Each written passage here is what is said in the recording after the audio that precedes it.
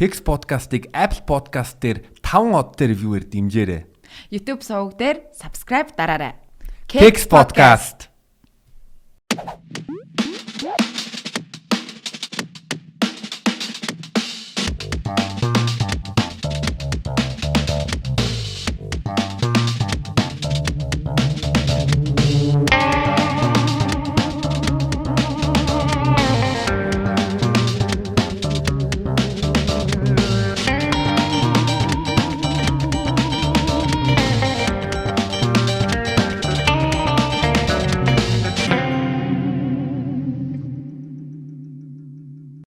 Сайн байцгаана уу залуусаа.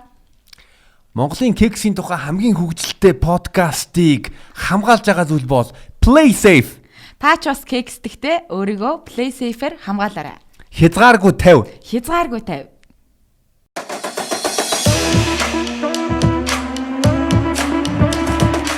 Сайн байцгаана уу хүмүүс үзэгчдээ. Kex podcast-ын ээлж дугаар хүргэж өгөхөд бэлэн болж байна. Тэгээ энэ удаагийн зочноор Бүгд найрамдах Монгол Бүгд найрамдах намын дарга. Найрамдах намын дарга болон Буян Кашмир компани үүсгэн байгуулагч Жаргал сайхаах ирсэн байгаа. Яагаад сандраад байгаа? Сандарчлаа. Сайн байна уу жагаах. Сайн байна уу та? Бид хоёр ер нь бол яг өнөөдөр ярианыхаа сэдвийг юугаар эхлэе гэж утсан бай гэхээр яг социалист нийгэмд одоо залуучууд ер нь яаж байсан тэр үеийн талаар ерөнхийдөө бас сонсомоор байгаа. Одоо ер нь бол ингээд интернет хөгжсөн бүх залуучууд эрхчлөөтэй байна гэд дуртай зүйлээ яриад секс мэкс гэл нэвтрүүлэг хийгээд байна. Хуучин социалист нийгэмний ер нь хэр байсан бэ? Тэгээд энэ талаар та юу гэж бодож байна? Хитрхи чөлөөтэй байх нь бас ямар санагддгүү танд? Яг энэ хитрхи чөлөөтэй гэдэг ойлголт чинь интернет бүх дэлхийн улс орнуудыг холбоод ингээд энэ мэдээллүүд улс орны мэдээллүүд нээлттэй болж эхэлсэнтэй холбоотойгоор бид нар энийг эрхчлөө гэж ойлгоод байхгүй. Эрхчлөө гэдэг чинь ер нь Эйнштейн гэдэг хүн чинь бүх юм энэ ертөнцийн харьцангуй юм гэд хэлсэн аль хэдийн.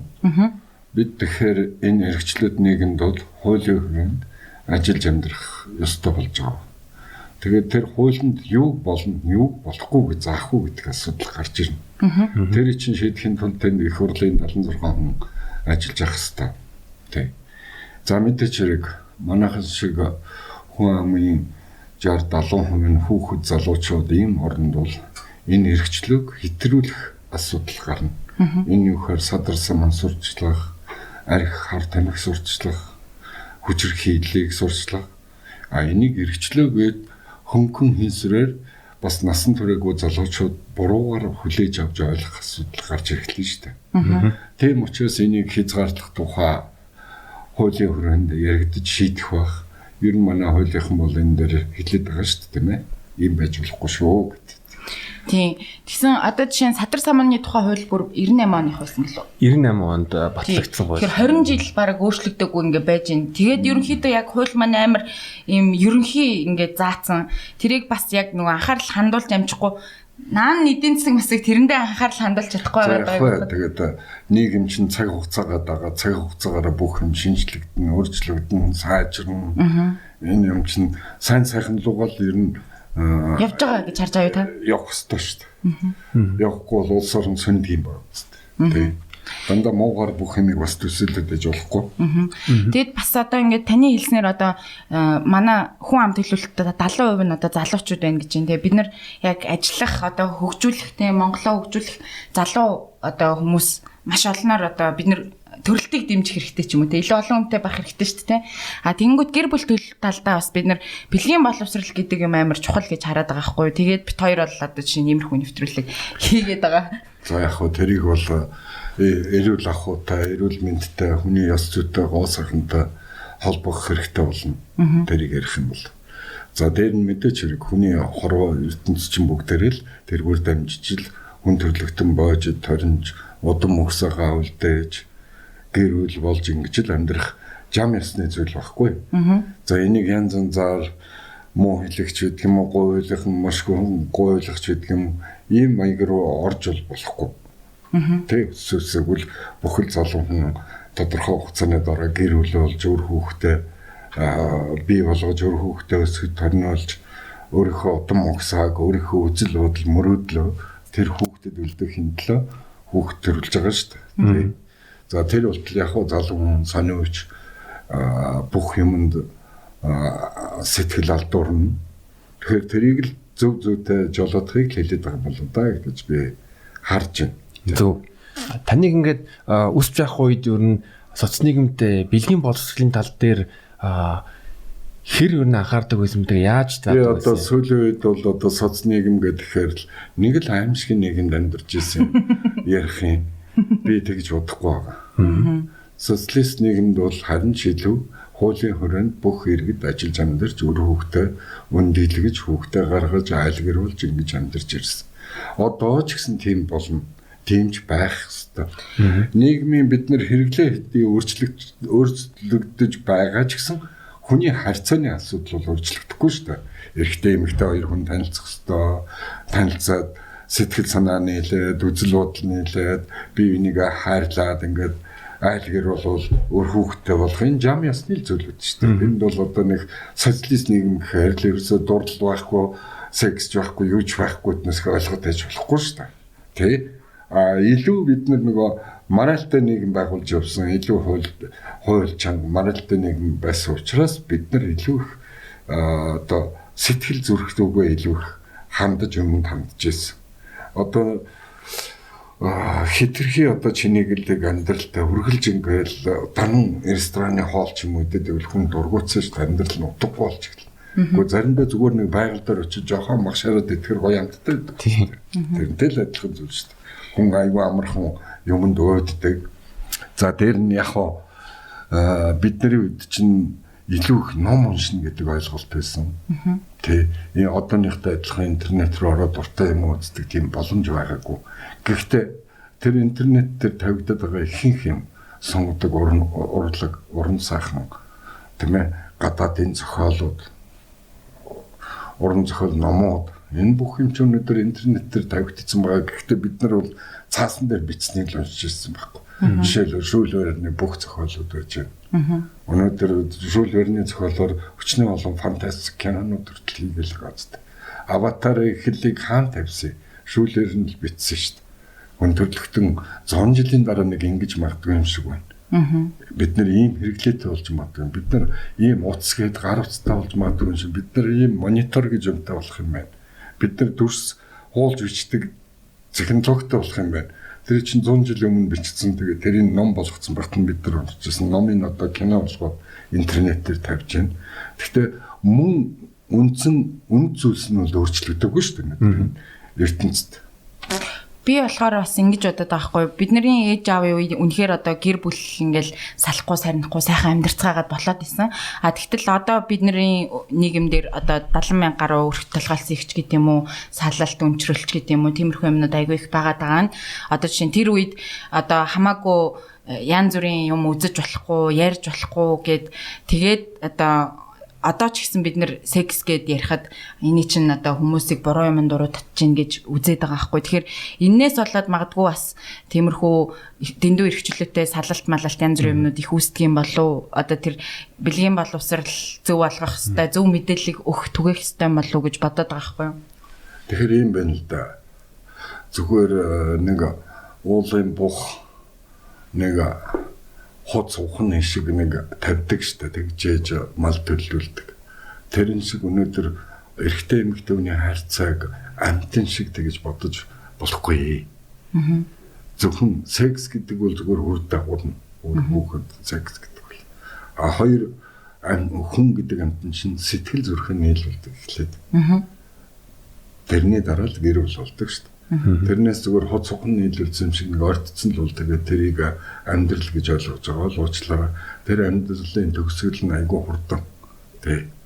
Хоёрт ер нь залуучдыг хараад хахад эхлээд гэр бүл болохоос өмнө найзлалт нэг 3 жил, 5 жил бие биенийхээ ааш шарншин, ёс зүй, хоёрт бие биентэйгээ ер нь үзэл бодлоо нийцэхгүй.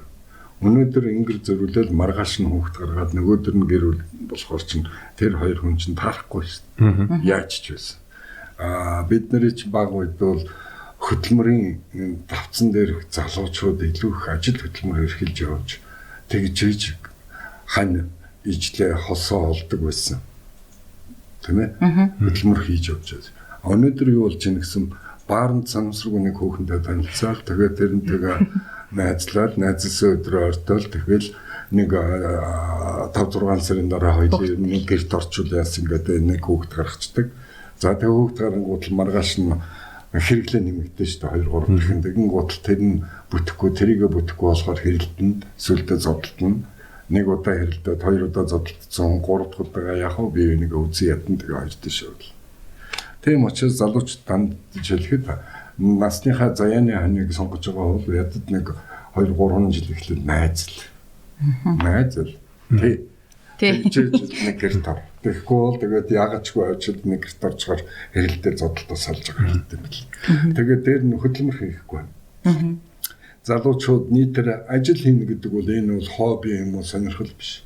Ажил хийнэ гэдэг бол амьтан энэ хорвоо ертөнцийн бүх амьтан хөдөлмөрлөж хэмждэг байхгүй. Тарвчил өвсөө зулгаагаад үрээс өвлжөнд бэлддэг байхгүй. Ичээ бэлддэг. Тэгж дараа нь мөндлүүдээ гаргаад тэгээд энэ дотроо өвлжөөд ингээ унтаад хавар сэрдэг. Багваач гэсэн өөрөөхөө ичээгээ бэлдэж юмаа бэлддэг. Тэгэхээр амьдрий гэж бодож байгаа бол ажил хөдөлмөр хийх хэрэгтэй байна. Өөр байхгүй. За одоо сүүлийн үед бол яг уу аав ээжээр их дэжэлгэж байна. Аав ээжийнхээ тэтгэврийн мөнгийг барьцаалж машин тэрийг их авч унжээ. Ингээд амьдралыг айгүй хэлбэрхэн ойлгож байна. Тэ. Манайхаас бус газар бол тийм байхгүй шүү дээ. Хөдөлмөрийн насанд хүрсэн бүх хүн эмгүй өнөөдөр хөдөлмөр хийж байна. Тэгээд хоёр залуу хоос ингээд ядарч өгтлээ ажил хийгээд хоёлаа тэгээд нэг сарынхаа цалин хоёлаа нийлүүлж авчгаа тэргээр за хоёлаа юу авах вэ гэж бодож байгаа байхгүй. Тэр чинь хүнд айгүй илүү оюуны таашаал өгдөө шүү дээ. Тийм учраас хөлсөө гаргаж олсон юм чинь үнцэнтэй байна. За тэгээд тэр үнцэнтэй юм дээр амьдралаа олж байгаа учраас тэр амьдрал нь үнцэнтэй байгаа. Гоё урамтай. Одоо зүгээр л бусдын ямар хүүдгнэл тэгэл нэг найз охин тавлцгаар чи мэдээч хэрэг шүү дээ. Ямар ч үнцэн наадах шүү дээ. Би бол энэ хөдөлмөртэй холбоотой бол залуучууд нийтээрээ биеийн хөдөлмөр хийж амьдрах хэрэгтэй. Тэрний үхээр одоо ажлыг зөвхөн нэг худлаа хуурам диплом авчаад дарах ингээд нэг өмхийн өрөөнд офис сууж насаа барах хэрэг байна уу? Ерөөсөө сайхан хөдөлмөр биеийн хөдөлмөр хийлдэг юм муухай. Тэгээд сайхан өдөр нь ажиллаа хийчихэд оройн нь очиод гоё ном уншилтаа, гоё кино үзэлтэй. Чөлөө цагаараа найз нартай гоё онгоц хийлтэй, буужин хийлтэй, сансрын хөлөг шинэ нээлт нэг хинтлээ ажилладаг. Хоббигоо нийлүүлдэг. Америкийн залуучууд өнөөдөр бүгдээрээ хоббитой амьдарч байгаа шүү дээ. Чөлөө цагаараа хамтлаг байгуулж байна, чөлөө цагаараа онгоц хийж байна, буужин хийж байна, компьютер хийж байна. Bill Gates гараж дотор л компьютер анхны компьютер огсроо үздэг. Steve Jobs-ос эхлээл. Тэд нар чинь чөлөө цагаар хийжсэн. Бус цагаараа үйлчлэгч, мөлчлэг, барилга энэ тэн үйлдвэр дээр ажиллаж ирсэн баг. Бүгдээр ажил хийжсэн. Манай залуучууд нэг холхны диплом урдчил өөрийгөө дарах гэж ойлгосдог. Дээш хараад. Тэрнтэй холбоотой. Тийм учраас хөдөлмөр хүнийг хүмүүжүүлнэ гэж нэг үг өгдөг шүү дээ. Хөдөлмөрлөх хэрэгтэй. Цаашдаа ямар засаг төр гарсан, ямар ч нийгмийн тогтолцоо руу бид явсан, коммунизм руу, фашизм руу, нацизм, арчил, социализм ганцхан асуудал. Хүн хөдөлмөрлж ижил тэнд бол амьдэрдэг. Тэ. Та эрхүүд сансрын физикчээр сурж байсан. Дараа нь зүүн Германд бас суралцж байсан.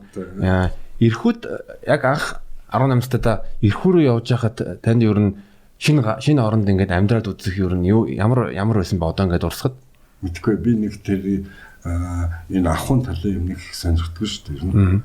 Ямар машинтай байх уу, ямар гутал өмсөх үү, ямар гар утсах уу. Одоо хүмүүс айгүй ийм хэрэглээнд айгүй залуучуудыг харахад цагаа барах. Тэр нэг чухал зүйл биш. Хамгийн гол нь хэрээс аваадаг байх та. Хувцас сайхан угааж эндүүдэд юмсэх хэрэгтэй. Гутлаа өглөө болоход тусалдаг байх хэрэгтэй. Тэ. Ерөөсөө гол үзүүлэлт тэр шүү дээ. Өнөөдөр Америк, Германууд, Европууд нэг ганц жинстэй л үйлчж байгаа байхгүй. Тэрийг харин үргэлж угаах хэрэгтэй. Тэгээ гутал бол Жамбич хийсэн тослост ингээд нүд гэлцэж идэг. Би анзарсан. Манайхан ихэнх тохиолдолд нэг гойчсон тогс шиг ингээд энд баахан гэлгэр мэлгэр ингээд тэмээ сата мата ингээд. Тэгтээ ингээд нэг цаанаа нэг бохирдов халтар. Бид энийг өөрчлөх хэрэгтэй. Одоо энэ корона бол нэг жоох ариун цэвэр сахиулаад зааж өгч шүү дээ. Тийм. Тийм учраас тэгж бодох хэрэгтэй. За дээр нь ер нь бол залууч танд жилхэд нэг эрэгтэйчүүд нэг 28% авч ирэх юм. Эмэгтэйчүүд нэг ядаж нэг 24-5 авчиж авмаар байна. Тэгэхгүй бол одоо 15-6 настай алийг нэр болж яах гэж байгаа. Харин. Тэгэл бүр хаимшиг амьдралдаа юу ч үзээгүй нэг л хүүхдэд дардлуулсан, дарамтлуулсан, нэг гэрийн ажил хийсэн, шал харцсан тийм л хүн болж явж байгаа шүү дээ. Тэ хөгшөрөх гэж юундээ яриад байгаа нэг 25 6 хоргээд 27 хороод нэг али авгаа болох болж л байгаа шүү дээ. Ядуу орнууд бол айгүй хэртгээр үл болдог. Нөгөө чөлөө цаг ихтэй. Тэ хөгжилтэй орнд бол айгүй орой авгаа нөхөрт гараад шүү дээ. Яг тэгэхээр тэр хүмүүс зав алга байна. Хувийн амьдралд нэг баг цаг гараад байгаа учраас. Тэгээд хөгжилтэй орнд бол бүх юмаа маш сайн тооцоолж амьдарч байгаа, төлөвлөж амьдралаа. За би тэд хүртэл ажиллана. Би тэдэнд төгрөг цуглуулсан байна. Тэрний дараа би ингээ машин одоо лизингээр авчна. За машин бол яг тэр хэрэглээ болсон. За энэний дараа би ингэж аваа. Би тэгээд тэдэн хүүхдтэй болно. Би тэгээд ажилчаад мөнгө цуглуулж байгаад аваа хүүхдгээ авах гэвч үзэн энэ шиг Аз руу явж үзэн ч гэх юм ингээд амьдралаа төлөвлөж амьдарч байна. Манайхан бол зүгээр л өнөөдрөөр л амьдарцгаа чинь нийтээр. Ер нь энэ нүүдэлчний соёл иргэншил эзэмшдэг ард түмэн бол өнөөдрөөр амьдарч юм л да. Өнөөдөр сайхан бол болоо. Тэгэл маргааш жоохон бороо орох юм бол нүгэ явчихна. Бороо ордгоо газар л цасгүй газар дууж идэв. Одоо бид нар соёл иргэншлийг илүү эрхэмлж байгаа нөхцөлд бол бид нар илүү ажил амьдралаа маш сайн төлөвлөж амьдрах хэрэгтэй. Би Германд 5 жил амьдраад тэгээд яг би тантай бас Берлиний тээгэл таарлаж ирсэн. Гэхдээ би тантай таарласан та надтай таарлаагүй. Таныг таньжсэн. Ингээ Монголд ирээд 3 жил болж байгаа. Тэнгүүд нь яг би одоо 30 хүрж байгаа. Ягаас ер нь амьдралаа ингэ төлөвлөд би эхлээд тодорхой хэмжээнд хөдөлмөрлж байгаа. Тэгээд гэр бүл босхийг хийсэн бодолтой байгаа. Гэвч одоо хамаатан садан ч юм уу ер нь Монголд ингээ анзаарангууд яг таны хэлсэн шиг амар эрт ерөөсөө одоо үед хүнтэй суугаад хүүхдтэй болох яг ёстой зорилгоо болгоцсон байлээ. Тэгээ тэрнээсээ болоод өөртөө айгүй их зовж ин л да хараад тахт айгүй их савлт их байна. Хүүхд их өнчирж байна. Тэ. Ер нь бол хүн бол нэг 25-аас 30 насны хооронд гэр бүл болоход бол айгүй болж байгаа үстэй тийм ээ. Бас дог суучж байна, гашир болж байна, амьдралыг арай боддогоор хардаг болж байна. Бусдыг хайрладаг болно. Тийм ээ.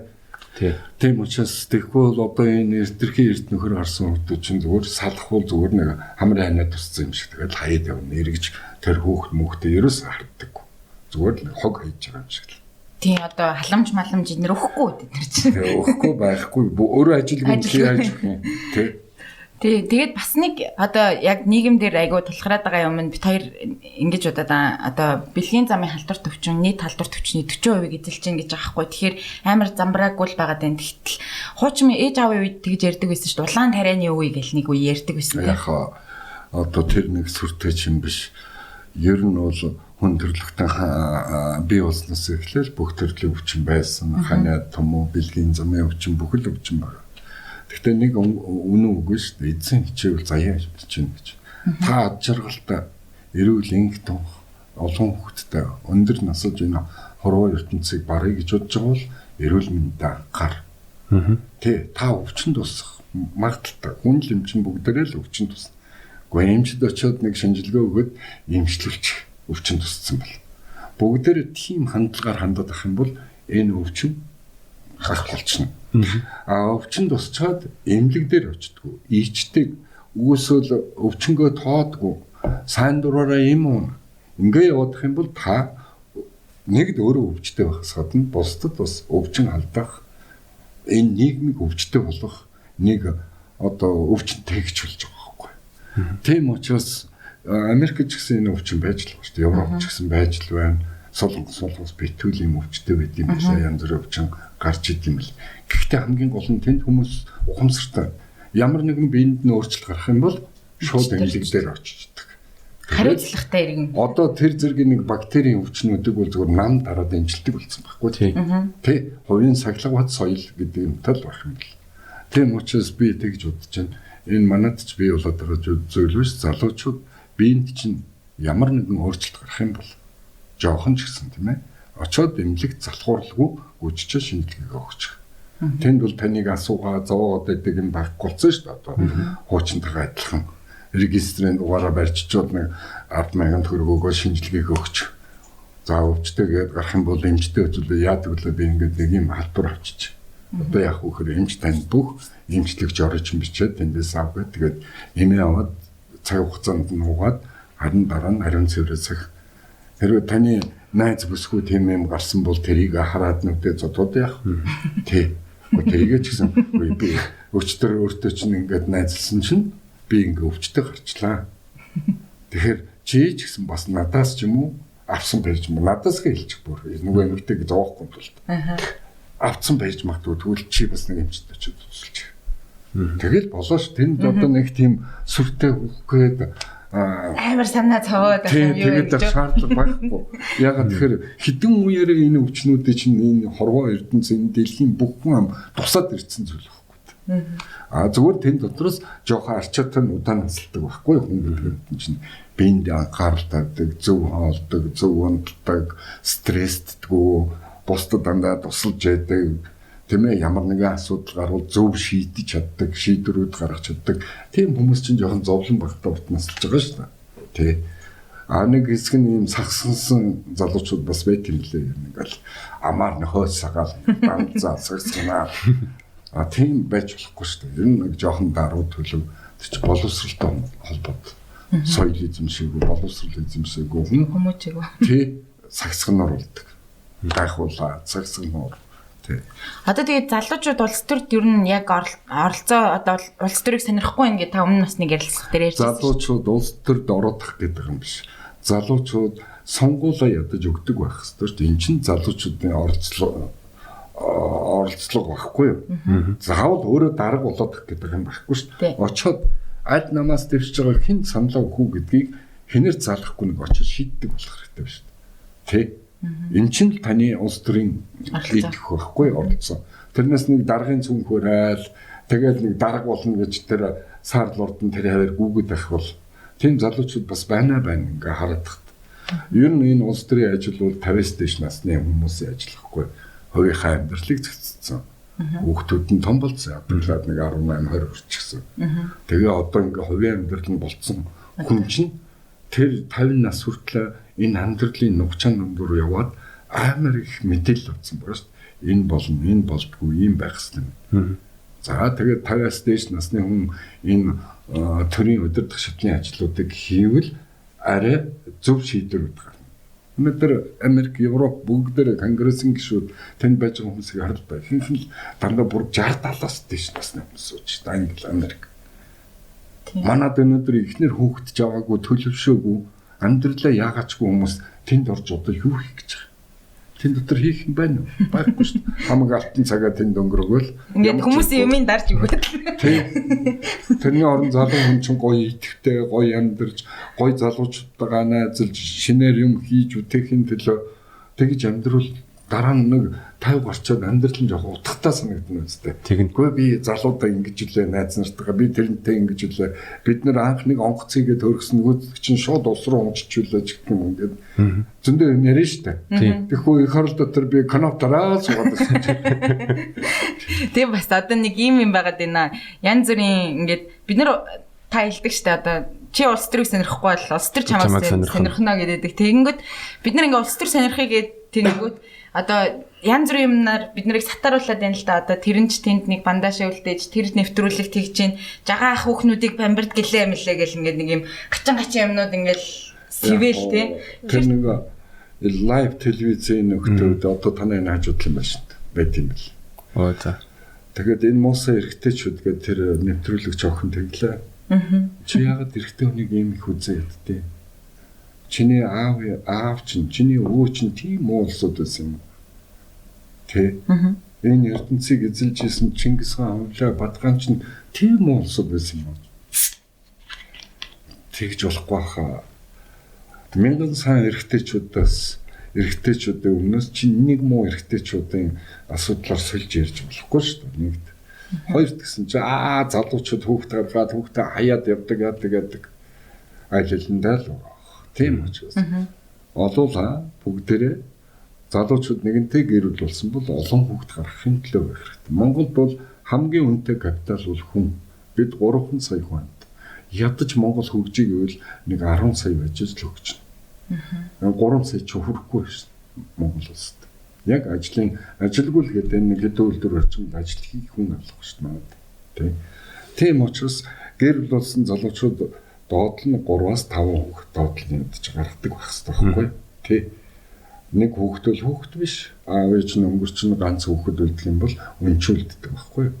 За 2 хүүхэд бол бас эгцэгтэй. 3 хүүхэд бол аль нэгэнд нэм тохиолдолд энд нь үлддэг. Хамгийн сайн нь бол 5 хүүхэд. Хятад бол хятад хүнийг нэг л хүүхэд гаргахыг зөвшөөрж байгаа шүү дээ. Одоо хятад юу болсон гэхээр хүн амынхын 70-80% хөгшчүүд. Залуучууд нь ерөөсөө 20%. Удахгүй 20 жилийн дараа хятад баларна. Ажил хийх хөнгө бол. Тэг хүн ам нь ирс юм. Тэгээ нөгөө нэг айлын хүүхдийг дэндүү ирэх өсгдөг ирэх танх. 5 хүүхдээ чинь хэрэглүүл яаж бүгдийг тэгээ тэр хүүхнийг бид гисэн байхгүй та нар олон хүүхэд гаргах юм бол бамбарцаад олон хүүхэд гаргачих юм бол та нар ингэж салж санахгүй. Тэр хүүхэд гэдэг юм чинь аав ээжээ бат бүх болгоо. Бат бүх гагжидэг байхгүй юу? Тий. Ээж нь би хаяад явлаа гэнгүүл нөгөө хүүхэд нь очоо хормоонсон дүүжилчтэй ээжээ би явуулахгүй гэдэг ингээд. Хоёр хамт бай. Тий. Тэгээд энэ даун олон юмроо дааваа яагаад ээжийг загнаад байгаа би ээжтэй аавтай хайртай ш тэгээд нөгөө ч дав хүүхдээ гэрээ давна. Тэгэхээр хайчих уу? Хайчих. Бамбарлтан гэхгүй. Тэр утгаар хэлсэн тийм ээ. За мэдээч хэрэг секс гэхээр нэг жоохон одоо нэг бие эмнэлэгчийн тухай ярьж байгаа юм шиг санагддаг шүү дээ. Секс гэдэг үг нь нэр томьёо юм. За хурцл гэдэг эмнэлгийн үгүй. Хавьдч гэдэг юм. Нэг жоохон тийм эмнэлгийн галдар төвчин санагддаг тийм. Бамбарт нь гэхээр жоохон юмортай. Тий. Үг болж орж байгаа байхгүй. Одоо тэр чинь юмор болгоод бүгдээр хэрэглээд байгаа шүү дээ. Нэг нь бамбарт нь нэг нь ганбарт нь гэх хөдөөнийх нь ганбартныгаа сонсцоо. Зүгээр би энийг жоохон юмор талаас нь уг нь хэлсэн ухаан. Тийм. Тэгэхээр би хурцл гэдээ яриа зогсож илтэй. Мухаа гэдэг тийм ээ. Мухагаар хэлдэг үгнүүд биш та хоёр хайрцаг. Тэгэхээр тийм үгээр нь хэлвэл миний хэл нүрэхгүй байхгүй. Зүгээр бамбартаа нэг 5 хүүхдээ олчвол та нар юу гэж салж идгийг ингээд хэлсэн. Тий. Тэрийг мушгаал одоо янз янзаар бас яриад байгаа харагдана лээ. За одоо яа их вэ?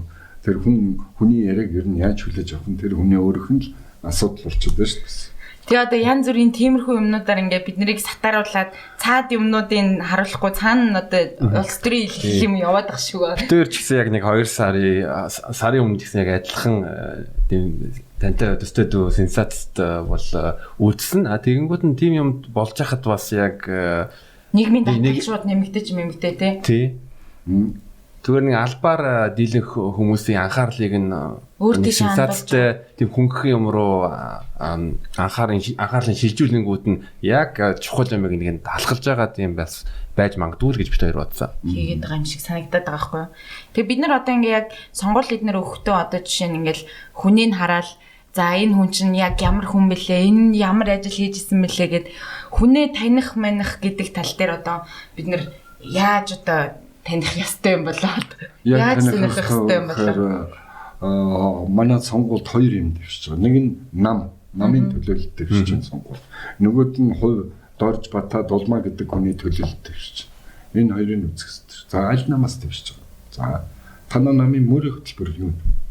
Би залуучуудын амьдралыг яаж өөрчилнө гэсэн юм. Хүн амын орлогыг яаж нэмэгдүүлэх юм? Улс орны шинэ технологи, өндөр технологитой хөгжлийг яаж бий болгох гэж байна. За залуучуудын нийгмийн асуудлыг яаж шийдэх? Тэ банкны зээлийн хүүг яах гэж байна. Жишээлбэл ажлын байрууд яаж нэмэгдвэл энийг нэглээд үзэлтэй. Энэ намууд чинь бүгдээр нэг юм бичиг баримт гаргаж байгаа шүү дээ. Нин судал. За дараа нь нөгөө нэг этгээд нэр дэвшиж байгаа. Одоо дорж гэдгээс намын үзчихлээ. За таалагдахгүй байна гэвэл одоо яах вэ? Таалагдсангүй. Одоо тэгээд доржиг үз. Энэ дорж гэж юм бэ? Та урд өмнө юу хийчихсэн? Таны хувийн намтар юу юм? Та төрд хэдэн жил ажилласан? Ямар нэгэн хариуцлагатай та ажил хийжсэн юм уу? За та ямар мэрэгчлээ? Нийгмийн ухаан уу? За тэгвэл нийгмийн ухаан дээр та ер нь ямар одоо боловсрол эзэмссэн? Тэм. За дээр нь та ямар хавьяа шагналтай? За дээр нь та хувийн хувь төлөвлөсөн юм.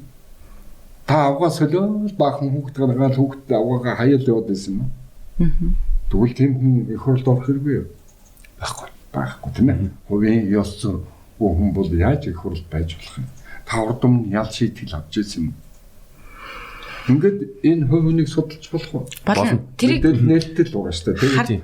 Тэр одоо надад зааж мэдээл нээлттэй байгаа. Харж байгаа. Мэдээл нээлттэй байгаа. Гэвч биний анзаарч ирсэн зүйлгүй би яг сая их хурлын сонгуулийн анхны удаа сонгуульд Монголд ирээд сонгуулаа өгч өгсөн. Өмнө нь бол Польшчгээ Герман зүгээр яг ингээ ажилчийн үднээс ингээд харж исэн чинь Монголд хурж ирээд намайг нэг гайхшруулсан зүйл гэвэл одоо улсын хурлд 52 суудал нь орон нутгаас 62 нь орон нутгад үлдэгдэл нь Улаанбаатар би шууд бодож байгаа юм чи. За энэ арай л биш юм байна ингээл сая 500 гаруй иргэд Улаанбаатарт амьдарч байхад төрийн ирэх барьж байгаа намууд чинь болж өгвөл сонгуул хийхгүйгээр өөрсөндөө шууд саналын бүгдийг авчиг гэж үздэг шүү дээ. Сая өнгөрсөн улсын их хурлын сонгуул бол айгүй шудраг биш сонгуул болсон.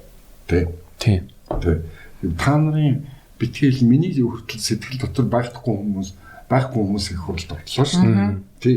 Ямар үзүүлэлт, ямар шалгуураар тэд нар орчих. Тэгэхээр сонгуулийн дөнгө маш их засварж булхаа луурдад байна гэдэг асуудал байх аахгүй. Тэр нь бараг үндсэндээ нотлогдсон л. Одоо хар машин уншиж сонгуулийн дөнгө. Тэгээд тэр мэдээлэл маань сонгуулийн ерөнхий оронд орчихно. Тэгэхээр сонгуулийн ерөнхий орон дээр тэнд нэг 6 компьютер тавиад суудсан 6 залуу сууж байгаа. Засаж байгаа аахгүй. Санал. Тэгээд тэр зассан дүнгийн сонгуулийн оронд дарга зарлж байгаа. Засагдахгүй бол тог нь тасарсан мэдээлэл нэрээгүй. Болж байгаа юм. Гэхдээ цаашдаа энэ муу мухай бүгдээр байх болно доо. Дандаа муу мухагаар явна гэж бол байхгүй шүү дээ. Энэ хорвоо ертөнцийн муу мухай маа таягдан байж өдөө хүртэл яваад ингээд энэ хөгжлийг бий болгосон шүү дээ. Хэрвээ муугаас салж чадахгүйсэн бол юу гэж энэ хөгжил бий болох юм? Одоо яагаад энэс салах юм бэ гэхээр манай залуучууд бүгдээрээ интернетээр дамжуулаад бүх мэдээлэлд холбогдсон. Тийм ээ? Аватар кинон дээр тэр нэг өөр гариг дээр очсон ингээд бүгдээрээ ингээд өвсөө холбоод бүх тэр гаригийнхан хоорондоо амьд ертөнц холбогдож байгаа байхгүй. Одоо тийм зөв нь гаргаж ирсэн ингээд өвсөөр холбогдсон бүгдээрээ ингээд нэг бүжиглээд суудсан холбогдоод яаж идэг шүү дээ. Тэрнтэй адилхан чинь бүгдээр бид нар чинь бас энэ global network system холбогдчиход байна. Тэгээ одоо бүгдээрээ хоорондоо холбогдоод эхэлсэн байж байна. Энэ нөхцөлд бол одоо цаашдаа энэ хүмүүсийг ингэж басамжил дорд үзэх тийм ээ үзэл бодлын үл тоох тэгээд хувир хийх улс төрийн энэ юмнууд одоо ингэж удахгүй байх болно. Томдохгүй. Тийм. Зүгээр тэр хууль бус луур болохын хийж байгаа хүмүүстэй хариуцлага тооцдог хариуцлагын тогтолцоо гаргаж ирэхгүй шүү дээ. Тийм ээ. Яагаад энэ сонгуулийг хаалттай хийдэг? Яагаад энэ сонгуул нээлттэй байдгүй? Тийм биз? Сонгуул нээлттэй байх хэрэгтэй шүү дээ. Хин хэний төлөө саналаа гэж байгаа нээлттэй байх хэрэгтэй шүү дээ. Хаалттай хийж байгаа сонгуулийн дүнг засаад гарч ирдэ шүү дээ. Асуудал нь хамаагүй асуудал. Бас нэг зүйл гэвэл Пош болон одоо пост та бол одоо Германд байсан. Тий. Польш зам Европ руу 5 жил гэдэг чинь нэлээ хугацаа Польшиг үзлээ. Тэнд хөгжлийн өнгө аяс орж юу? Хөгжлийн өнгө аяс бол сүүлийн орцсон тийм ээ. Орцсон байгаа. Польш одоогоос 30 жилийн өмнө амар хэцүүсэн үлсгэлэн дэлгүүрт нь юу ч байхгүй. Одоо Европын орнууд бол өнгө зүйс заагаад хүмүүсийн амьдрал шал өөр төвшөнд орцсон. Манайх л одоо ингээд шинэ хуучинтайгаар нэлээд ингээд байгаалах. Тийм залуучууд нь тэр чигээр ажиллана. нийт. Тэгээ ажилтаа гэхэр чи одоо бас нэг $100-200 амьдрах боломж халах юм л. Одоо нийтээрээ бид нэг Монголд ямар ч ажил хийхэд нэг $1000-аас доошгүй цалин авдаг болох хэрэгтэй. Нийтээр. Тэгэх юм бол залуучууд ажил болохгүй шууд очиод завч хэлэл гарна. За энэ сард байж тээ надаа нэг $2000 хэрэгтэй. Би чи $2000 яах гэж байна? Найз хүүхнээс хөгшинч нэг маш авах гэсэн. Тийм ээ? Би лизингээр авах гэсэн. Тэхийн тулд би орлогын баталгаатай болох хэрэгтэй. Орлогоо цалингаа. Тэ. Тэгээ хоёулаа нэг маш авч ийн нэлээ. Өсөд нэг 2-оор байр авч явлаа. Тэгэхээр би цалингийн тодорхойлт хэрэгтэй болж байна. Тэгэнгүүт л гүйж чаа нөгөөд чи ажил хийх нь шүү дээ. Тэ. Өдөр нэг газар ажиллаад оройн очиод нэг газар цэвэрлэгээ ч юм уу засварын ажил, бодлын ажил ч юм уу хийх нь шүү дээ. Тэгэхээр энэ цалингийн төвшин аягүй чухал болчиход байгаа байхгүй. Өнөөдөр манайх одоо ардсан орн болсон. Тэгээд ардсан орн болчоор ардсан орнуудтай илүү харьцаатай болсон. Япон, Солонгос, Америк, Канада, Австрали, Англи, Герман гэдэг энэ ардсан орнуудтай илүү харьцаатай байна шүү дээ. Залуучууд илүү тэрний сайт руу орж байна. Одоо гадаадад 200 гаруй мянган залуучууд ажиллаж байна. Америкт очичоод залуучууд 2-3 газар ажил хийж байна. Тэгээ нэг сарын $2,000-3,000 авч шүү дээ. Тийм учраас тэнд өдөр шөнөгүй ажиллаж байна. Чи их л мөнгө авах юм бол машин аваад өмчнө, гоё уцаад өмсчихнэ хэрэг хүссэн бүх одоо хэрэглэгээ бий болгочих нь шүү дээ. Хүн гой царай автлаа. Тийм учраас тэнд бол нэг хайхтар үзэл судал мөртөл ерөөсөж баг. Хэрэглээгээ дагаад хүний ёс зүй төлөвшөд эхэлж байгаа. Орлого нэмэгдээд ирэх. Орлогогүй ядуу байхаар хүмүүс төлөвшөлт их муу байна. Харь цааны соёл их муу байна. Ёс зүй их муутай байна. Тийм ээ? Сонгуул эрхчлөө өөрийнхөө эрхчлөгч хүртэл мэдэхгүй байна. Тийм. Тэгээ би яг ингээ бодонгууд нь гадаадд байгаа монголчууд нэг өөр сэтгүүтэй байгаад байдаг. Гадаад байхдаа за одоо хөл дээрээ босыг хөдөлмөрлөе би одоо хичнээн их мөнгө олохгүй би хичнээн ажил хөдөлмөрлөе хийх юм байна. Тэгээ Монгол дээр нь гэсэн чи яаж одоо ажил хийхгүйгээр мөнгө олох вэ гэсэн тийм хоёр сэтгүүр надад санагдаад байна. Яг зөв ярьж тий. Аргагүй шүү дээ. Төрөөс дээрээс эхлээд ингээд дарга болохоор баяждаг байхгүй. Тэгэхээр тэр чинь хүмүүс харж шүү дээ. Би ингээ ажил хийхгүй байж болох юм биш гэж бодоод шүү дээ. Нийтээр. Асуудал энд байгаа. Дээрээс эхлээд бүгдээрээ хариуцлагатай ажил хэрэгж ажил хийдэг байх юм бол доотлолны яг бас л тэгж байна. Асуудал энд байгаа. Тэгээд үн цэний хувьд бас хоёр хөдөлмөрийг шүтэн бишрэх асуудал Монголд хойно тавигдсан. Хин залтай мэрэгэн төргөн улс төрчдийг даатганс нь амьдралаа өөрчилдөг юм руу явцсан байхгүй. Тэгэхээр одоо бидний муу юм бол энэ байхгүй. Тэгэхээр энийг өөрчилдөг улс төрч хэрэгтэй болж байгаа байхгүй. Яаж энийг өөрчлөх вэ? Угаасаа ер нь Монголд зүгээр л хар ажил хийгээд $1,000 авах боломжтой газар ихгүй Монгол улс бол харьцангуй нэг асар их байгалийн барилгатай газар нутаг их томтой хүн ам их зүйтэй дээр нь маш их одоо малтай ийм улс орн. За дээр нь залуучууд явна. Тэгэхээр энэ бүх үзүүлэлтүүдийг нийгмийн эдийн засгийн үзүүлэлтүүдийг ингээ харьцуулаад ингээд калкуляц хийгээд одоо бид нэг төсөл бичилтэй $1,000 Монгол гэдэг. Тэгэхээр $1,000 авах боломжтой байгаа байхгүй тий. Жишээлбэл оюутлогоо дээр ажиллаж байгаа хүмүүс $1,000 цалин авдаг байна тийм үү? 5 толгой дээр ажиллаж байгаа $1,000 цалин авдаг. Энд Улаанбаатар хотод ажиллаж байгаа нь бол хөрхий нэг $100-200 цалинтай байгаа тий. Шалтгаан нь энэ байгаа байхгүй. Тэгэхээр энэ юутай холбоотой гэхээр бид нар энэ эдийн засгийн маш сайн хөгжлийг бий болгох хэрэгтэй байна. Тэгтэл манай дарга нар яаж яах вэ гэхээр хүнсний толгой, тэтгэмжээр халамжаар энэ юмар энэ юмыг шийдэх гээд байгаа байхгүй. Хэрвээ тэгэх юм бол энэ хүч орчлоо. Бид нар энэ халамжийн бодлогоос салж иж хөгжлийн бодлого руу орж иж олон мянган залуучууд зовлонгүй ажил амьдралтай болох байна. Тэгэхээр энийг одоо сонголтоор шийдэх хэрэгтэй шүү дээ. Чулам сургаад байгаа шүү. Одоо ингээд сонгол өгж гин гэж та хоёрт би нэг саналтай. Би бүгд 8 намын дарга. За халамжийн бүгдээр хөгжих үү? Тийм ээ. Хөгжлийг бий болгож хөгжиж амьдралаа үдэнд татах. Алийг сонгох. Хөдөлмөрлөж, хөгжиж. За уг нь тийм. Өнөөдрийн тенденц уг нь тийм байх хэрэгтэй байхгүй. Тэгтэл манайх чинь халамжаар би 100,000 авъя гэж сурдаг. Тэгээ энэгээр яваад шүү дээ. Тэгээ энэ мань өөрөө Монгол улсын эдийн засгийг идээд дуусч байна. Асар их үр зээлэнд оруулж байна. Юм чинь 32 тэрбум доллар. Тийм хариуцлагатай байцгаая да хэдүүлээ залуучуудаа гэхгүй. Хөдөлмөр хийхээр дагаад хөсөөгөө хөдөлмөр дээр чинь хөдөлмөрийн сахилгаваад журам тэгтээ дэргүй байна. Хөдөлмөрийн хууль гэж байна. Тэрийг ажил биелүүлэхгүй бол таал өөрөө хөрн гаргалаа тастай чинь аваар ослд орчин. Тийм учраас тэр журмууд тэр үйлчлэн.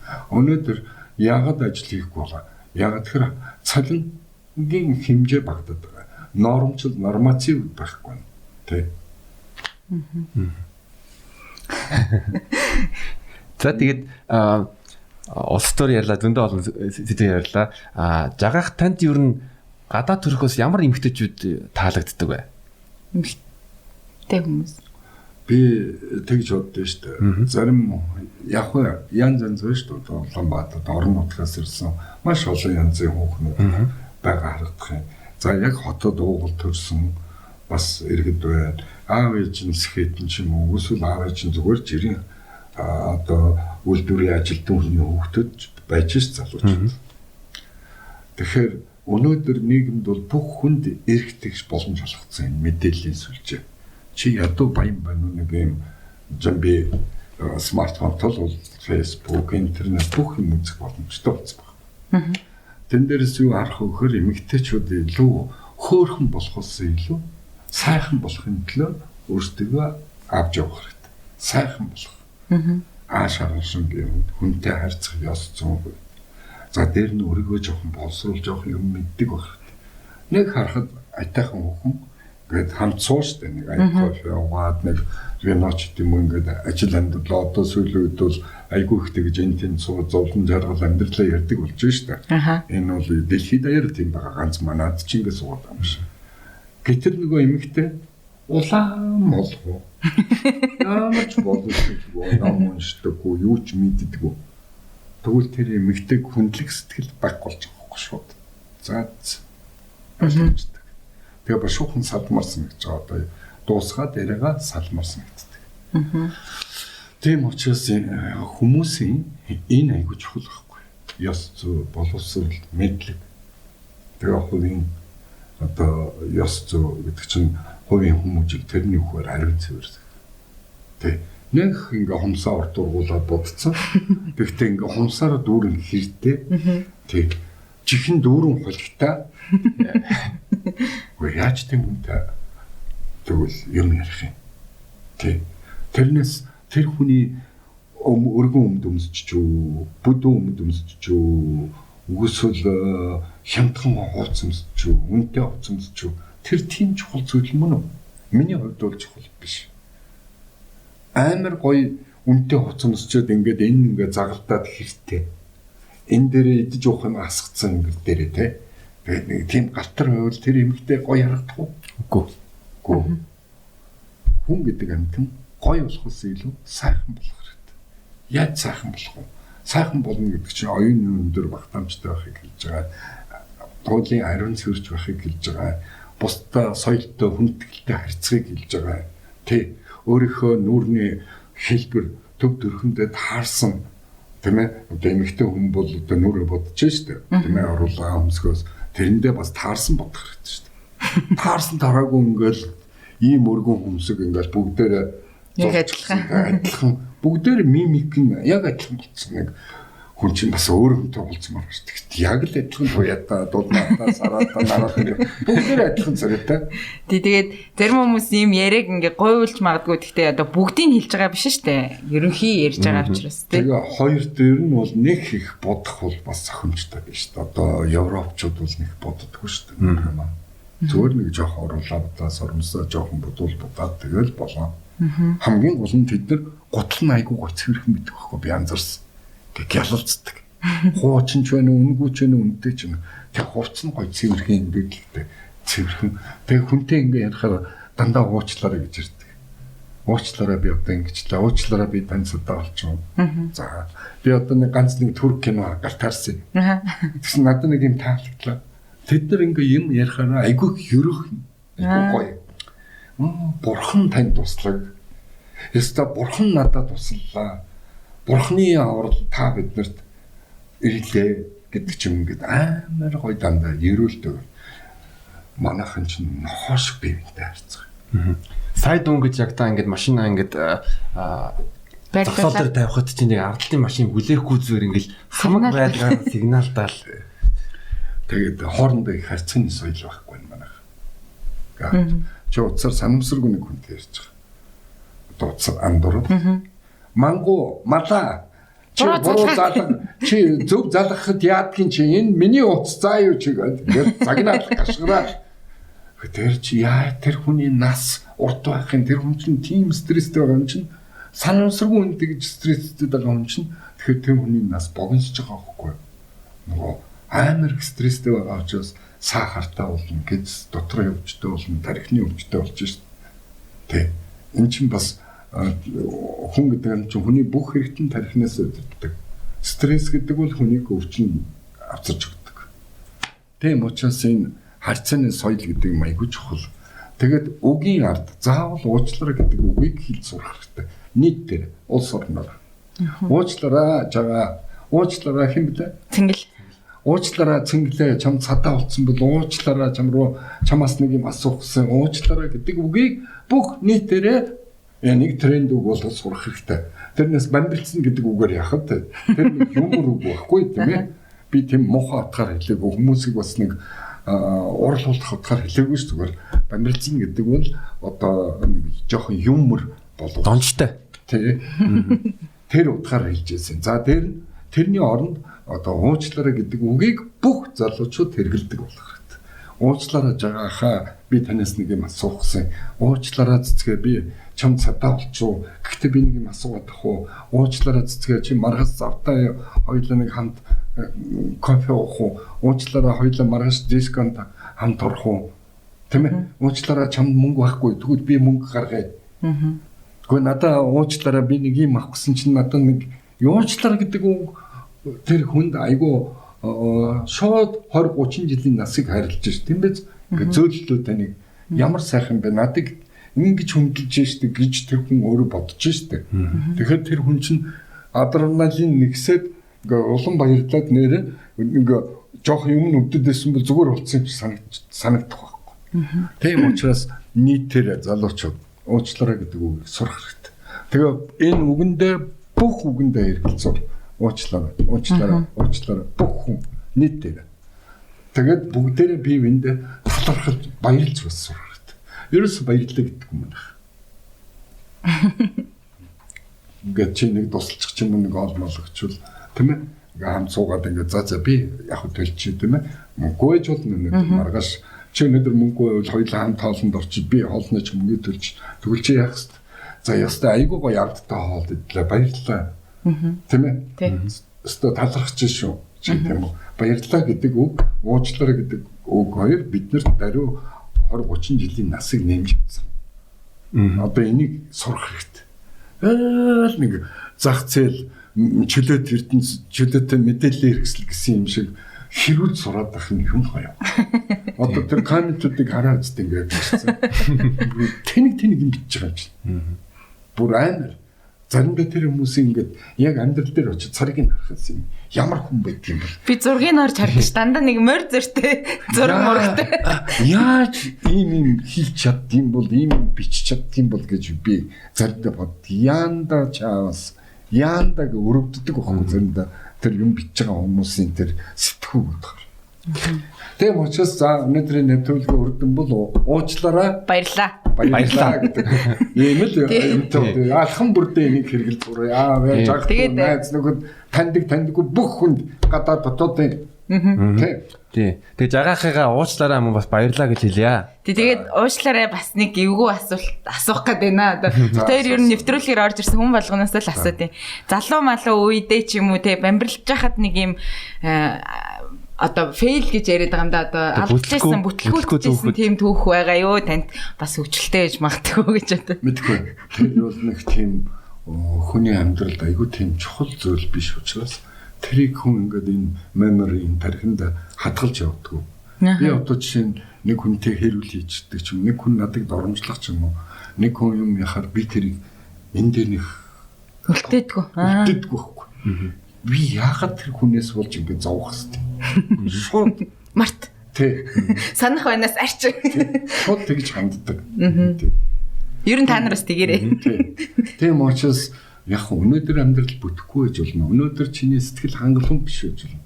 Нөө маргааш гэж өдөр найдаж мөрөөдөж амьдрах ёстой шүү дээ амьдралыг чинь. Одоо энэ сүүлийн үед айгүй хамнасаа хорлож байгаа харагдах. Харин тийм. Яаж нэг 10 төгрөгнөөс болж саяны хөл хоройгоор тийм найзтайгаа болж муудалцснаас болж. Гэхдээ хүний амнаас ч өөрөө бурхнаас нэг л удаа олгогдсон үнс баршгүй эрдэнэс шүү дээ. Тэгэхэд яаж тийм тэнэг байж байгаа. Тэ? Өнөөдөр өдөхгүй маргааш гэж өдөр шүү дээ. Тэ үнэ хэлдэг. Хайлтдаг. Өшөө боломжууд нээлтдэг. Тэгжиж л өмнө цаана гарна шүү дээ.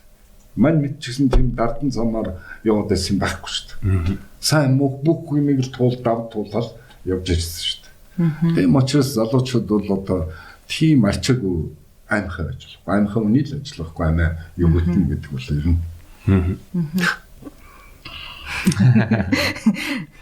За. Өөр гоё дурсамж гэх юм бол битэрий бас яг нэвтрүүлэг болонд асуудаг, долчноосаа асуудаг асуулт байгаа. За. Түр хүлээх хэрэгтэй байна. Ирж одоо орж. За ададаас л нэг асуулт асуувал. Сүүлийн асуулт бол ер нь бамирдахын хувьд уучлаарай жагаахаа таны дуртай байрлууд ямар байдаг юм бол? Би одоо тэгж боддоо шүү дээ. Ер нь хүн энэ харьцааны асуудал дээр, эрэмийн харьцааны асуудал дээр тэрэн дээр дуртай байр, дургүй байр тийм юм байхгүй шүү дээ. Ямар ч тийм байхгүй. Хамгийн гол нь хүн нөгөө партнероо хэр зэрэг чи хайрлж, хүндэлж, үнэлж чадна. Тэр л чам тэр адреналиныг авчирж байгаа болохоос тэр дасгал өөрөө бие тамирын дасгал нь өөрөө нэг тийм чухал зүйл биш үү? Ямар барилтч байсан тий? Энэ тэл холбоотой. Тэрнээс зүгээр нэг амтэн биш үү тийм ээ нэг одоо амтэн бол одоо ингээл хавар болохоор орон ороод нийлээд явж байна. Тэдний хувьд бол зөв юм хийж гэнэ, буруу юм хийж гэнэ тийм могт байхгүй шүү дээ. Зүгээр л чи ингэж өөрөөдмөө үлдэх ёстой гэдэг л зарчим тэднэр төлөвлөж байгаа байхгүй. А бид нар чинь бас таалагдахгүй. Таалагдахгүй гэжээж таалагдсан нөхцөл бид нар тэр адреналин гэдэг юм чинь бий болж өгч тэр гормонуудыг тархи руу шахаж шүү дээ. Тийм учраас тэрийг илүү оюутлаг талаас нь харсан дээр баха. Тэрнээс зүгээр нэг юм антин шиг үүсвэл нэг бие тамирын дасгал хийх тухай яриад байна л да хоёр. Одоо гантел алтлаас нь үргүүл зүгээр алтлаас нь тавь зүгээр үргүүл яриад. Тий, гантелдэд дэж болохгүй. За. Энийг илүү бодох хэрэгтэй. За. Тэгээ жоохон романтик байх хэрэгтэй. Романтик. Манайхан тэр үгийг бас сайн судал юу гэсэн үг вэ? Романтик гэдэг чинь. Романтик гэдэг чинь чи өөрийнхөө одоо тэр нийлж байгаа, найзалж байгаа хүнээ илүү ингээ фантазилж бодох нь шүү дээ. Бүх юм л ингээ чиний нүдэнд ийм тийм бурханлаг харагдчих хэвээр. Юу илээ гэж бодох. Тэрнээс зүгээр нэг ийм та нарын ялдгаа тэр бамбилцна гэдэг юм чинь гантел өрөх тухай яриад байгаа бол сэтгэл таашаал. Тэр сэтгэл таашаал гэдэг юм чинь сэтгэл зүрхтэй холбоотой энэ тарихтай. За баярлалаа жагаах. За жагаахтаа маш их баярлалаа. Манай подкастэнд орсонд баярлалаа. Тэгээд улсын их хурлын гишүүн анх удаа оруулж үзэж ийн видеотэй баярлалаа. Айгүйх сандралаа.